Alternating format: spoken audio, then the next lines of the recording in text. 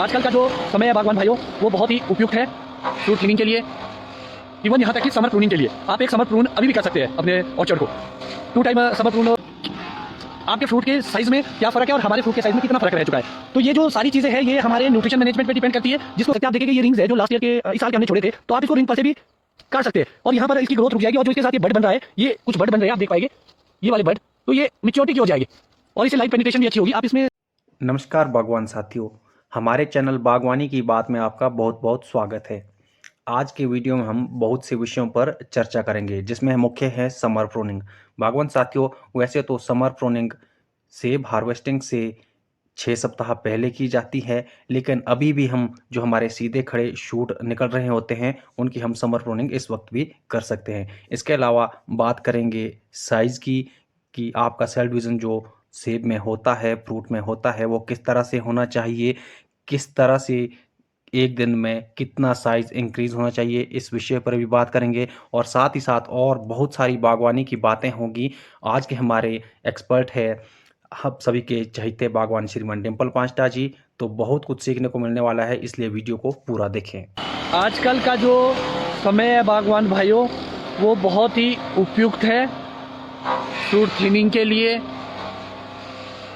Even यहाँ तक कि समर प्रूनिंग के लिए। आप एक समर प्रून अभी भी कर सकते हैं अपने ऑर्चर्ड को। 2 टाइम समर प्रून कर सकते हैं आप। एक आपका बगीचा तब जब आपके बगीचे में लगभग 6 से 7 इंच की ग्रोथ वेजिटेशन आ जाए, ग्रोथ आ जाए। और दूसरी आपकी जुलाई अगस्त सितंबर के आसपास भी आप एक समर प्रून कर सकते हैं। तो बागवान भाइयों, सबसे पहले मैं जिस चीज़ पर बात करूंगा वो होगी फ्रूट थिनिंग। आप देखेंगे कि फ्रूट थिनिंग आपको कैसे करनी है। और जो आजकल का सबसे महत्वपूर्ण समय होगा वो होगा सेल डिवीज़न का। तो सेल डिवीज़न के लिए आप कौन से ऐसे स्प्रेज करते हैं जिससे अच्छा सेल का विभाजन हो, जिससे अच्छा साइज आए, और आपकी प्रैक्टिस कैसे बेहतर हो सकती है और आप उसको कैसे आइडिया लगा सकते हैं कि भी आपकी प्रैक्टिस बेहतर है। तो मैं पहले फ्रूट थिनिंग पे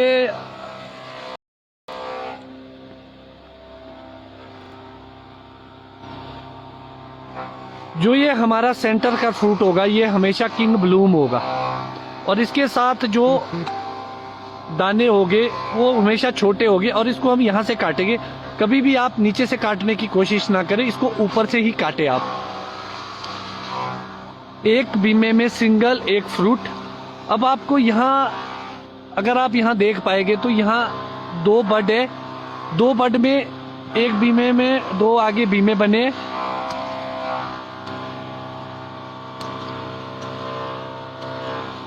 इसमें हम एक अच्छी सिलेक्शन करेंगे कौन सा अच्छा फ्रूट है, इसको हम कट करेंगे और एक ही फ्रूट लेंगे। हम डबल फ्रूटिंग पे नहीं जाएंगे और घबराना नहीं है कि आपके दाने गिर गए, क्योंकि सारा सेब छोटा हो जाना अगर आपकी हैवी क्रॉप लगी है। तो इसलिए आपको काटना ही इस तरीके से कि आपको सिंगल सिंगल रखना पड़ेगा, जिससे एक अच्छी फ्रूट थिनिंग होगी।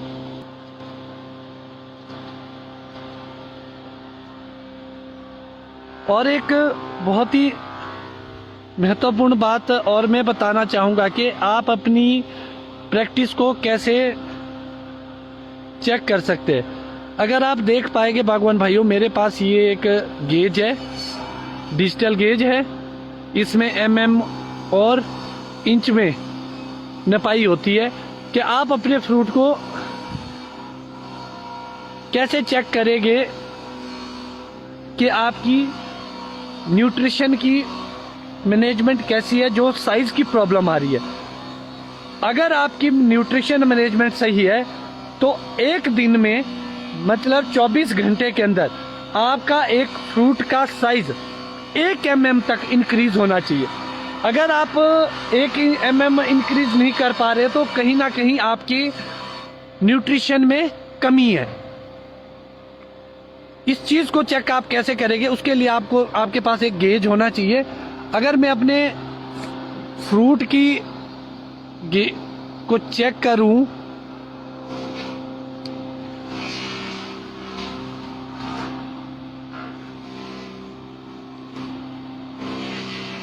आप देख पाएंगे कि जो मेरा फ्रूट है वो अभी 22.1 mm हो चुका है। और अगर हम इसकी लंबाई की बात करें, यहाँ पर बात आएगी एक अच्छे पीजीआर से, ओरिजिनल पीजीआर से आपको क्या बेनिफिट मिलेगा। अगर आप इस फ्रूट की लंबाई को चेक करेंगे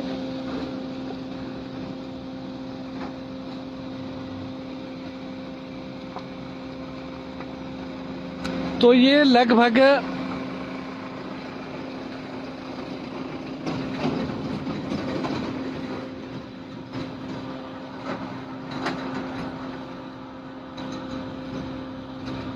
32.3 mm। इसी के साथ आप कोई अन्य फ्रूट को भी चेक कर सकते हैं। 30.5। थोड़ा सा इधर आए हम, अगर इस फ्रूट की 24, 25,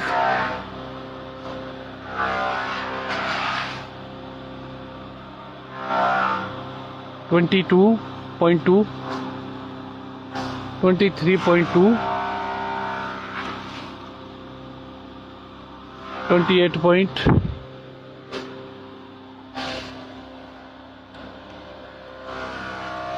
अगर आप देख पाएंगे तो जो हमने मेरे फ्रूट का अभी तक मोटाई है, जो बढ़ रहा है मेरा फ्रूट, उसकी मोटाई लगभग 25 to 26 mm तक हो चुकी है। और अगर मेरी न्यूट्रिशन मैनेजमेंट सही है और मैं अगर अच्छे तरीके से न्यूट्रिशन दे पाऊंगा अपने ऑर्चर्ड को, क्योंकि आजकल आपको पता कि ड्रॉट काफ़ी है, तो ड्रॉट में ये इतना पॉसिबल नहीं हो पाएगा कि हम कोई ऐसी न्यूट्रिशन सॉइल के माध्यम से दे जो ऊपर पहुंचे, क्योंकि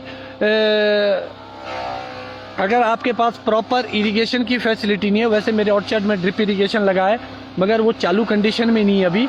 और दूसरी बड़ी बात है कि मेरे ऑर्चर्ड में छोटा और बड़ा प्लांट बहुत है, छोटे और पौधे बड़े पौधे बहुत है, तो न्यूट्रिशन प्रॉपर देना इसमें पॉसिबल नहीं है हमारे लिए। और अभी जितना भी हो पाएगा हम फॉलियर के माध्यम से न्यूट्रिशन देंगे। तो जो आप अभी फ्रूट की लॉन्गेशन देख रहे थे वो पीजीआर की वजह से थी, और लोब्स आपने देखे, अच्छे लोब्स बने हैं। तो ये सारा इसको आप अपने ऑर्चर्ड में चेक कर सकते हैं। जो लोग पीजीआर इस्तेमाल नहीं करते हैं वो भी अपना एक गेज से आप उसको चेक करें तो आप पाएंगे कि आपके फ्रूट के साइज में क्या फ़र्क है और हमारे फ्रूट के साइज में कितना फ़र्क रह चुका है।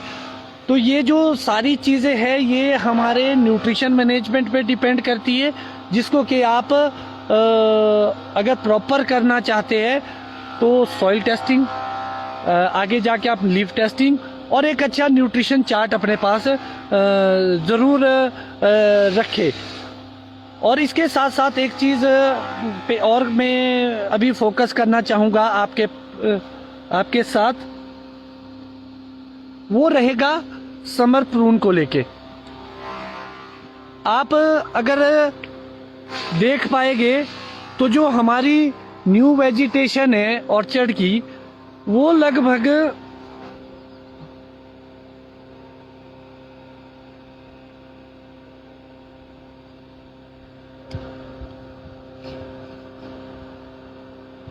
अगर हम इसी गेज के माध्यम से भी करेंगे 5,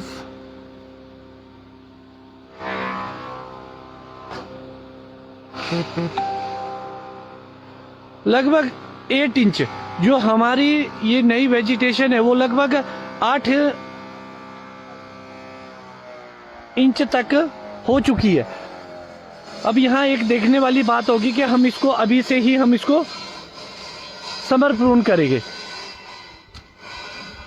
क्योंकि जो हमारा बड है नेक्स्ट ईयर का बड वो इसी साल बनना है।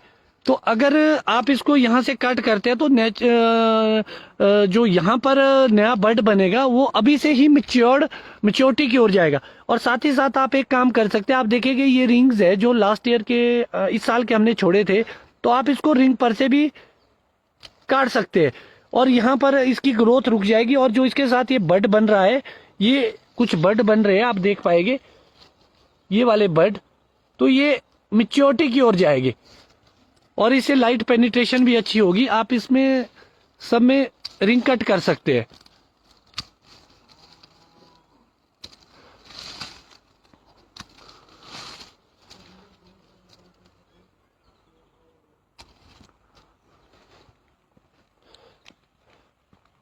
और दूसरी बड़ी बात होगी पियर को लेके, कि पियर में भी आप इसी तरीके से आप समर प्रून कर सकते हैं, क्योंकि पियर की वेजिटेशन तो ऑलमोस्ट 1 फीट को क्रॉस कर चुकी है।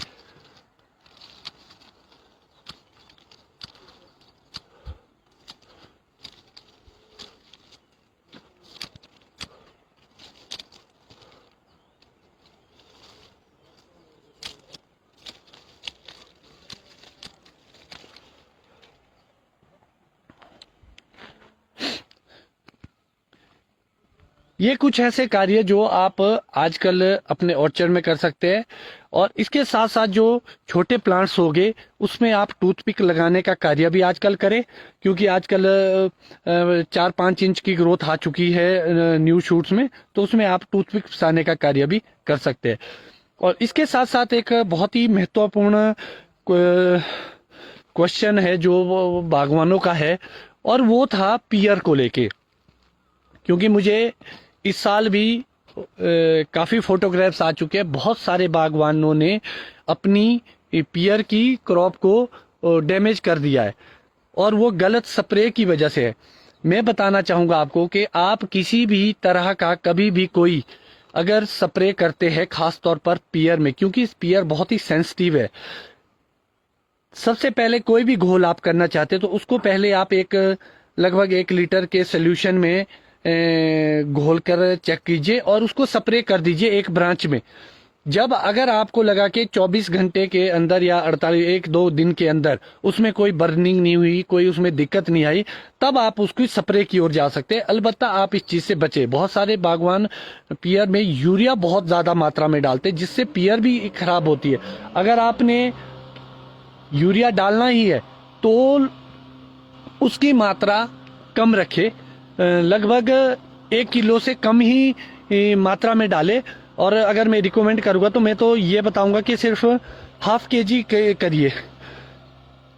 भले ही वो स्प्रे आप हर 10 दिन में या 15 दिन में रिपीट करें, मगर एक साथ ही हैवी डोज ना डाले। और बहुत सारे बागवान आजकल माइट की रस्ट माइट के लिए पियर में स्प्रे कर रहे हैं, जिससे क्या हो रहा है, जिससे वो फ्रूट ही बर्न हो रहा है।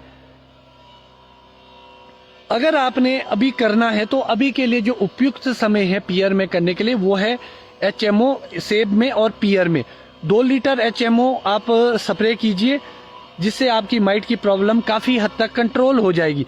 उसके बाद जब आपके नेक्स्ट कोई माइट की प्रॉब्लम आती है तो उसके लिए आपके पास मिटिगेट एक अच्छा ऑप्शन हो सकता है। उसके बाद एबासीन आपके पास एक अच्छा ऑप्शन हो सकता है, क्योंकि मैक्सिमम जो पियर में रस्टिंग आती है, जो खराब होती है, वो होती है माइट की वजह से। तो माइटीसाइड आप अप्लाई कर सकते हैं अपने ऑर्चर्ड में। मगर सबसे बड़ी बात है कि आप कोई भी चीज़ मिक्स करने से पहले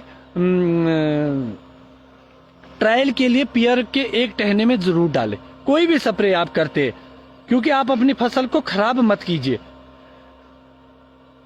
और उसके साथ साथ आपने पियर में किस चीज़ों का ख्याल रखना है। अमूमन जो आपके सेब में स्प्रे होती है फंगेसाइड की या न्यूट्रिशन की, वो आप पियर में भी कर सकते हैं, कोई दिक्कत नहीं है। जो सेब में है वो भी पियर में हो सकती है। अगर आप एक्स्ट्रा कुछ करना चाहते हैं, अगर बारिश बढ़िया आती है कुछ दिनों में, अभी तो आज भी मौसम खराब बता रहा है, कल परसों चांस है, उम्मीद है कि इस सूखे से हम सबको निजात मिलेगी, तो आप यूरिया को पियर के सॉइल के माध्यम से भी दे सकते हैं। या तो आप उसको घोल के दीजिए या आप ग्रेनुअली डाल दीजिए अगर आपके बारिश अच्छी आ रही है। और दूसरी बड़ी बात है, पियर में सफाई के लिए आप क्या कर सकते हैं, उसमें जो सबसे और महत्वपूर्ण स्प्रे होती है उसके लिए आपको थोड़ा अलग शेड्यूल अपनाना पड़ता है। आप अपने पिट्ठू मशीन में या बड़े ऑर्चर्ड है किसी के तो पावर स्प्रेयर के माध्यम से, क्योंकि मैक्सिमम जो पियर के बगीचे किसी के नहीं है, मैक्सिमम बहुत कम लोगों के बगीचे है जो पूरा ऑर्चर्ड लगा, बाकी तो बीच बीच में सेबों के बीच में है, तो उसमें आपको पीठ वाली मशीन से आप स्प्रे करेंगे। उसमें आपका जो सबसे बड़ा ध्यान रहेगा वो रहेगा कैल्शियम और बोरॉन का। जो भी आप कैल्शियम उसमें डालेंगे विद बोरॉन डालना, और ये स्प्रेज आपको मैक्सिमम हर 15 दिन में, कोई भी स्प्रे आप करते हैं पियर में वो 10 से 15 दिन, 10 दिन में भी आप रिपीट कर सकते हैं। 15 एक दिन बहुत अच्छा समय रहेगा आपके लिए, 15 दिन के बीच में आप उसको रिपीट करते रहिए। अगर आपको बीच में कोई दूसरी डालनी है तो उसको 7, 8 या 10 दिन के बाद करें, और नहीं तो आप 15 दिन का एक शेड्यूल बनाए अपना। तो 15 दिन में आप कैल्शियम और बोरॉन की स्प्रे पियर में कर सकते हैं, क्योंकि उससे शाइन आती है पियर में और रस्टिंग बिल्कुल खत्म हो जाती है। और क्योंकि आपको पता है कैल्शियम स्किन को ठीक करता है, मजबूत करता है, मोटा करता है, तो जो पियर की स्किन है वो बहुत ही सेंसिटिव होती है, पतली होती है, इसलिए उसको वो स्ट्रॉन्ग करता है, और साथ साथ फ्रूट फिनिशिंग भी लाता है। और इसके बाद जो एक प्रॉब्लम आएगी नाशपाती में वो आएगी आपकी बरसात में। बरसात में जब आप देखेंगे पत्तियां चिपक जाती है फ्रूट के, तो एक सुंडी लगती है, तो वहां पर आप फ्लूमेंडामेंट की स्प्रे कर सकते हैं। जैसे अगर मैं आसान भाषा में बताऊँ, आप देखेंगे टाटा का टकुमी भी आता है, इफ्को कंपनी का भी टिकी भी आता है एक, और भी बहुत सारी कंपनी ऐसे प्रोडक्ट बनाती है, आप किसी का भी इस्तेमाल कर सकते हैं। वहां पर सुंडी की वजह से बिग्रेड होती है हमारी पियर, और अभी हमारी रस्ट माइट की वजह से ज्यादा प्रॉब्लम आती है। तो रस्ट माइट के लिए आपको मैंने बताया कि आजकल आप HMO 2 लीटर के हिसाब से पियर और सेब में करने का उपयुक्त समय है, जिससे हमारी माइट रुकेगी। और बहुत सारे लोगों का लीफ कर्ल और मोज़ेक वायरस को लेके, तो मैं बताना चाहूंगा बागवान भाइयों, इसका बीमारी का कोई भी इलाज नहीं है।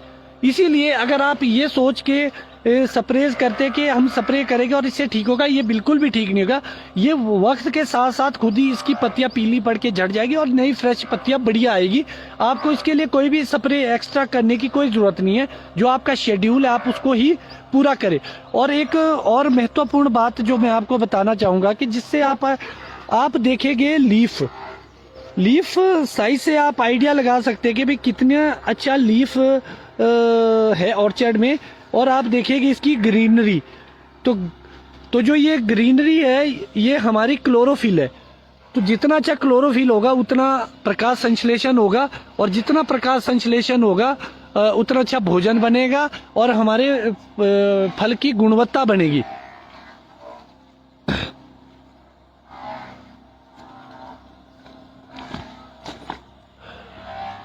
साथ ही साथ आप एक चेक करते रहिएगा, अगर माइट की प्रॉब्लम आएगी, जो हमारी ये बीच वाली लाइन है इस पे आपको रेड से स्पॉट दिखेगी। अभी आपको कुछ नहीं दिख रहे क्योंकि अभी माइट ने अंडे नहीं दिए और इसमें किसी तरह का एग नहीं है अभी।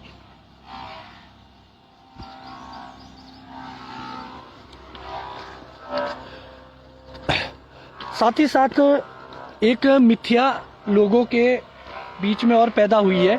आप देखेंगे फ्रूट बोरर फ्रूट को खा रहा है और उसके साथ चींटियां लगी है वहां, तो बहुत सारे बागवानों को ये दिक्कत आ रही है कि चींटियां हमारे फल को खा रही है। चींटियां आपके फ्रूट को नहीं खाती है, जो फल कीड़े ने खाया है उसका जो रस आता है उस रस को खाने के लिए चींटियां वहां जाती है। चींटियां हमारी फ्रेंड्स में आती है, वो हमारे को नुकसानदायक बिल्कुल भी नहीं है।